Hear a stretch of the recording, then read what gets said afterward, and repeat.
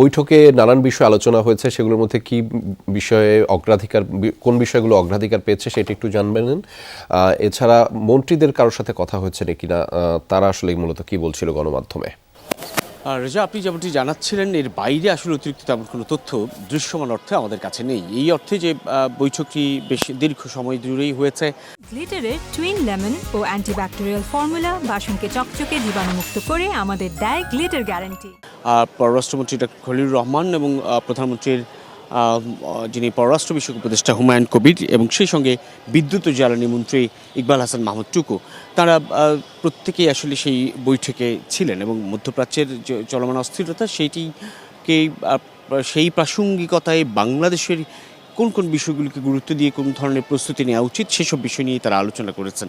যদি সুনির্দিষ্টভাবে সেই বৈঠক শেষে দুই মন্ত্রী অর্থাৎ পররাষ্ট্রমন্ত্রী খলিলুর রহমান এবং বিদ্যুৎ ও জ্বালানি মন্ত্রী ইকবাল হাসান মাহমুদ টুকু, তারা কেউই আনুষ্ঠানিকভাবে কথা বলেননি।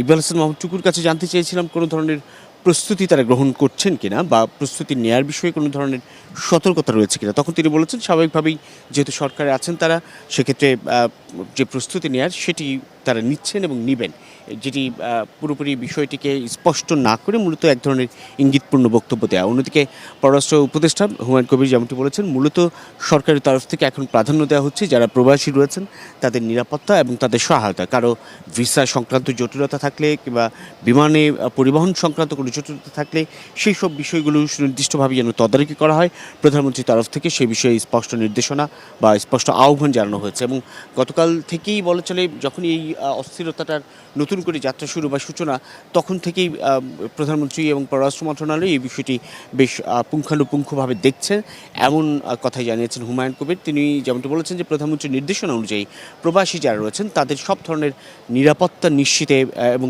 বিদেশে যারা অবস্থান করছেন কিংবা যারা এখন পথে রয়েছেন বা যাত্রা পথে রয়েছেন তাদের সব ধরনের নিরাপত্তা নিশ্চিত করা এবং সার্বিক সহযোগিতা নিশ্চিত করার উপরই জোর দিচ্ছে বর্তমানে বাংলাদেশ সরকার এই মধ্যপ্রাচ্য সংকটকালে।